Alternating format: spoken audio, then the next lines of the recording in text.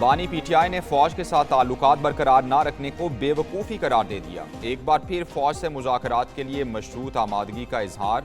غیر ملکی خبر ایجنسی سے گفتگو کرتے ہوئے کہا کیسز ختم کر دیے جائیں تو مذاکرات کے لیے تیار ہوں۔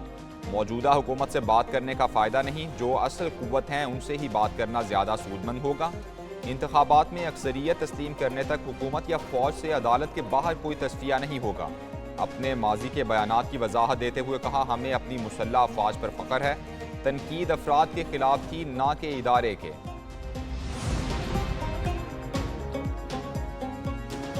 حکومت کا الیکشن ایکٹ ترمیمی بل آج منظور کرانے کا فیصلہ۔ قومی اسمبلی کا اجلاس آج دن 11:30 بجے ہوگا۔ مختلف بلز اور توجہ دلاؤ نوٹس پیش کیے جائیں گے۔ آئی پی پیز معاہدوں پر نظر ثانی کی قرارداد بھی پیش ہوگی۔ لاہور میں وزیر اعظم کی زیر صدارت اجلاس۔ وفاقی وزراء محمد اورنگزیب، خواجہ آصف، عطا تارڑ، مصدق ملک، رانا تنویر، علی پرویز شریک ہوئے۔ سیاسی و معاشی صورتحال پر مشاورت ہوئی۔ وزیر اعظم سے چین سے واپس آنے والے صحافیوں کی بھی ملاقات۔ شہباز شریف نے کہا سی پیک پر سیاست کو بالائے طاق رکھ کر کام کرنا چاہیے۔ مخصوص نشستوں کا فیصلہ آئین سے باہر جا کر لکھا گیا۔ جو درخواست گزار ہی نہیں تھا اسے ریلیف دے دیا گیا۔ 2 ججز کے اختلافی نوٹ پر کسی کو حیرانی نہیں ہوئی۔ وزیر اطلاعات عطا تارڑ کی نیوز کانفرنس، بولے آئین کے کچھ آرٹیکلز مخصوص نشستوں سے متعلق ہیں۔ آزاد اراکین اس جماعت میں شامل ہوئے جس کا وجود ہی نہیں تھا۔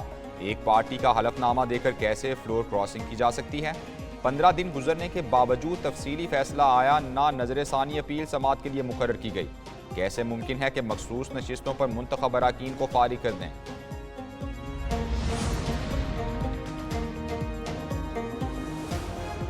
کراچی میں بارش کے بعد شہر کی بیشتر سڑکیں زیر آب آ گئیں۔ نیشنل اسٹیڈیم کے اطراف سڑک پر بارش کا پانی جمع۔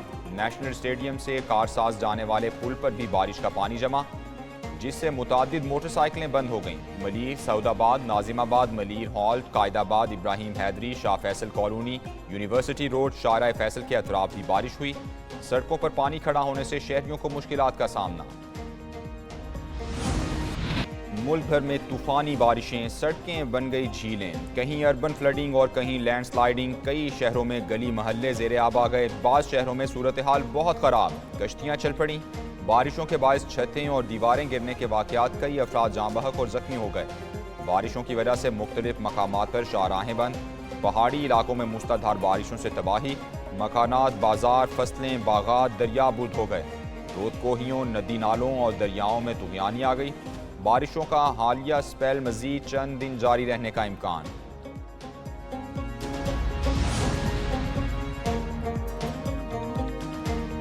کیا حکومت کی بڑی اتحادی جماعت نے قومی اسمبلی توڑنے کا مشورہ دے دیا؟ پیپلز پارٹی کے سیکرٹری جنرل نیر بخاری کہتے ہیں موجودہ صورتحال کا حل بھی آئین کے مطابق نکلے گا۔ اگر سسٹم ڈی ریل ہو گیا تو نقصان ملک کا ہوگا۔ اگر حکومت کو خطرہ ہے تو اسمبلی تحلیل کر کے نیا الیکشن کرا لیں۔ پارلیمنٹ میں حکومت کو مضبوط کرنے کو تیار ہے مگر وہ ڈیلیور تو کرے۔ صدر مملکت کردار ادا کر سکتے ہیں مگر کوئی بیٹھنے کو تیار تو ہو۔ بانی پی ٹی آئی قابل اعتبار نہیں۔ پی ٹی آئی آج صوابی میں جلسہ کرے گی۔ پارٹی چیئرمین بیرسٹر گوہر اور سیکرٹری جنرل عمر ایوب صوابی میں موجود۔ اسد کیسر کے گھر پر پارٹی رہنماؤں کی ملاقات، شبلی فراز بھی شریک ہوئے۔ جلسے کی تیاریوں کے حوالے سے مشاورت ہوئی۔ اسد کیسر نے کہا ملک بھر سے کارکن جلسے میں شرکت کریں گے۔ ادھر اپوزیشن لیڈر احمد بھچر کی زیر قیادت پنجاب اسمبلی کے کئی اراکین بھی جلسے میں شریک ہوں گے۔ حلیم عادل شیخ کی سربراہی میں سندھ سے بھی کارکن صوابی پہنچیں گے۔ بجلی کی قیمت اور اس کے بلوں کا بوجھ ناقابل برداشت ہے۔ عوام آئی پی پیز کے معاہدے پر نظر ثانی چاہتے ہیں۔ آئی پی پیز کے معاہدے کے جو ناقص پہلو ہیں ان کی فرانزک آڈٹ چاہتے ہیں۔ راولپنڈی میں جماعت اسلامی کا دھرنا 11ویں روز میں داخل۔ بجلی کی قیمتوں میں اضافے اور ٹیکس پر احتجاج۔ حکومت سے مہنگائی سے پریشان عوام کو ریلیف دینے کا مطالبہ۔ نائب امیر لیاقت بلوچ کہتے ہیں عوام کی خدمت کے لیے دھرنا جاری ہے۔ حکومت پارلیمنٹ میں چیزوں کو بلڈوز کر رہی ہے۔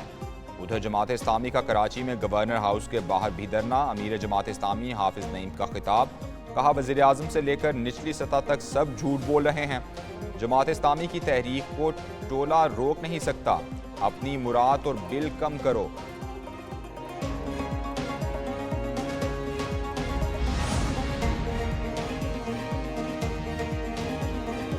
کھیت پر پاؤں کیوں دھرا، بچے کو موت کی سزا۔ حیدرآباد میں ظالم وڈیرے نے معصوم بچے کی جان لے لی۔ سندھ میں لوگوں پر مظالم ڈھانے والے وڈیرے قانون کی گرفت سے آزاد ٹھہرے۔ پولیس نے ایک ملزم نانو ملاح کو پکڑ لیا۔ مرکزی ملزم آغا زبیر کو تاحال گرفتار نہ کر سکی۔ پیپلز پارٹی کے سینئر رہنما آغا سراج درانی پر ملزمان کی پشت پناہی کا الزام۔ گزشتہ روز ذمہ دار نے ہاریوں سے یوم آزادی قریب آتے ہی جشن کی تیاریاں تیز۔ وفاقی حکومت کا جشن آزادی پاکستان بھرپور انداز سے منانے کا فیصلہ۔ وزیراعظم شہباز شریف نے مرکزی تقریب کی تیاریوں کے لیے کمیٹی بنا دی۔ وفاقی وزیر احسن اقبال 10 رکنی کمیٹی کے سربراہ ہوں گے۔ وزیر پیٹرولیم مصدق ملک، وفاقی وزیر اطلاعات عطا تارڑ اور کوآرڈینیٹر رانا مشہود کمیٹی میں شامل۔ کمیٹی 3 روز میں وزیراعظم کی تقریر اور پیغام پر اپنی سفارشات پیش کرے گی۔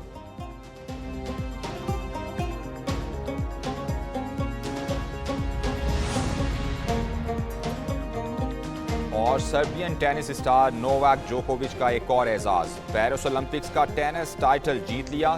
جوکووچ نے مینز ٹینس فائنل میں اسپین کے کارلوس الکاراز کو شکست دی۔ سربین اسٹار نے کیریئر کا پہلا اولمپک گولڈ میڈل جیتا۔ 37 سالہ جوکووچ 1908 کے بعد اولمپکس میں ٹینس کا طلائی تمغہ جیتنے والے سب سے معمر کھلاڑی بن گئے ہیں۔